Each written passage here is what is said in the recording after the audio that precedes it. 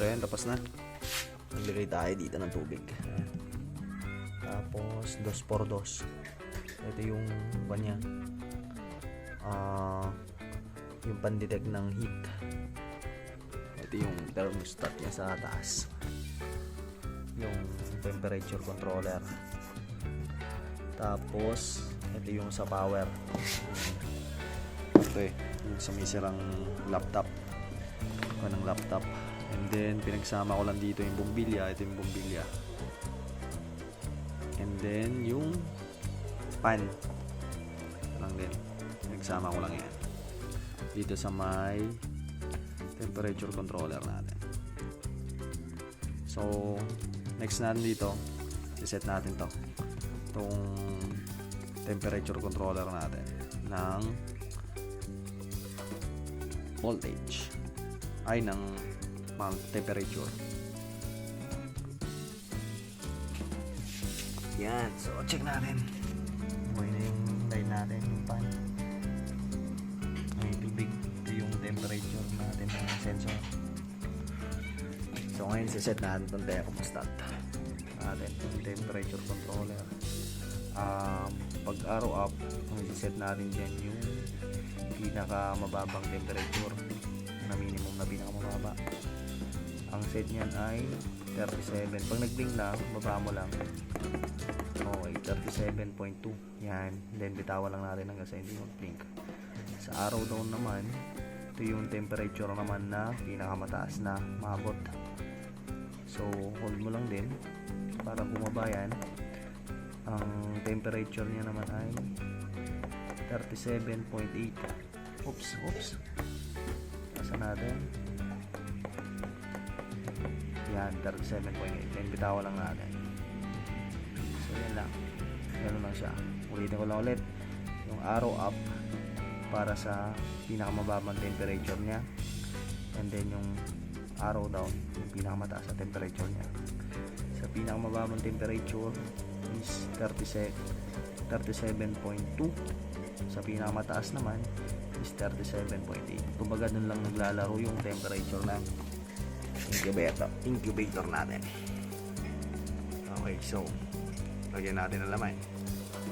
Let's go. So yun, may 11 tayo dito na itlog. Lagay lang natin dito sa ating lalagyanan. Oops.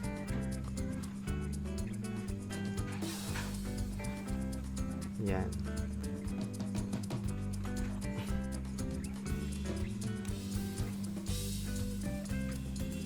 Yan, itlog ng native yan.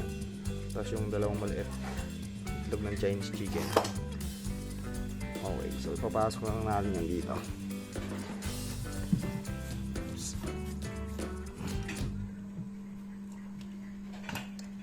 Yan. So ganyan ang magiging tsura niya. Oops. May tatakpan na natin. Pasok natin konti. Pala natin.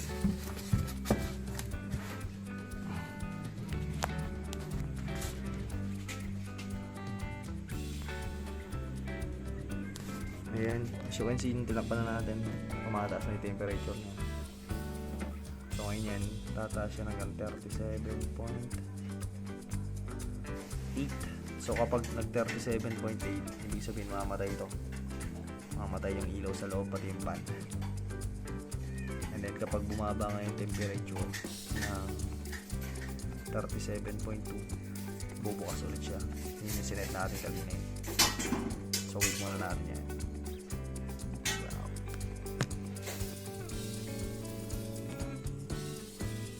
Ayan, so 37.4 na. Malapit na. Ayan, 5.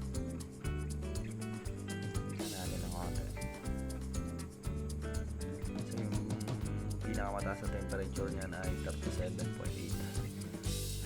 Mamamatay ilaw na yun. Dahil mamamatay din yung pan at ilaw sa loob kapag namatay yan. Pag nag 37.9 dapat, kasi yun yung set natin.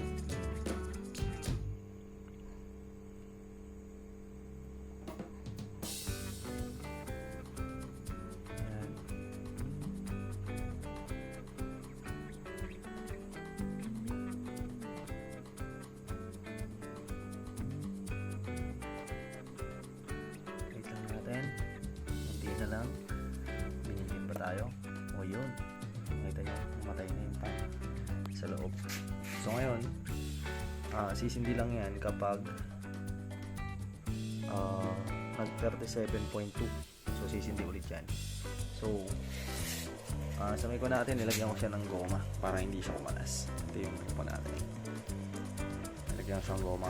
So for the sake of demonstration, tanggalin muna natin yung init sa loob para matesting natin.